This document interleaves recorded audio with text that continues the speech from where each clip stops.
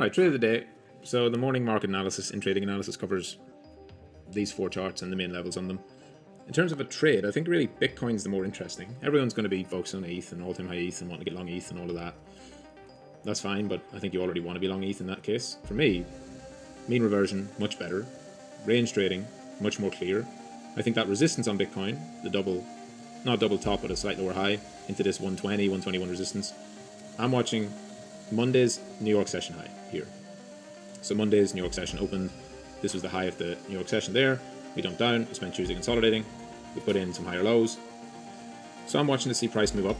And that's back into each of these dotted red lines are the prior set of lower highs, lower highs, lower highs. The price tore through off the Monday move, early Monday, off the weekly open. So it was a liquidity run. And really what I'm looking at is any move through here that finds resistance and then trade it back down to Monday's low. That's essentially the move I see for Bitcoin. As it's not trending currently, others are trending.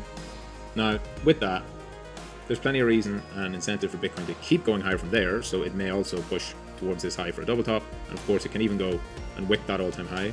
These are all just in the scenarios hypothetically where Bitcoin does pull back. Of course, Bitcoin might just take over again and start ripping to new highs, but I do see this very much when you look at BTC dominance, when you look at ETH, when you look at alts. I see this as Bitcoin is being sort of left behind, and I would then lean more towards this being a corrective move. So what I'll be watching for, first of all, is this retest of Monday's high where I've got the alert for short, and I'll be looking for it to breach that high, fall back below, enter short. Obviously don't know where invalidation will be, but target would definitely be Monday's low, the weekly low, with a view to also the CME gap that's left unfilled on BTC, filling if we do get reversal. But a lot has to happen for this. Keep an eye on the journal, because there will be no trigger for this just by hitting that level, as again, Bitcoin could go much higher. This is not exactly a bearish chart, right? It keeps rising. If you look at the higher time frame trend, it tried to lose the 4-hour trend, it's reclaimed it, 50, 100, $200 line. Obviously, daily trend very strong, just touched the 50. Obviously, weekly trend intact, above the bands. Bitcoin's not bearish on any of these time frames. It's just being outperformed by alts, which is why I think that at some of these liquidity levels, you could see Bitcoin have temporary pullbacks, especially if alts pump further. And then Bitcoin hits some resistance and starts to lose a little bit of low time frame strength, which it did not do here. No reason to short anything here yesterday, as it was just consolidating.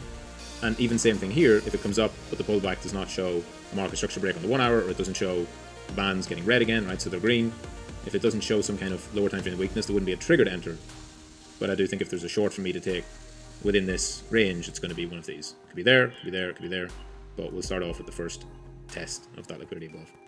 So it'll be either that or probably nothing. Just watching, waiting for other setups to develop. And that's it.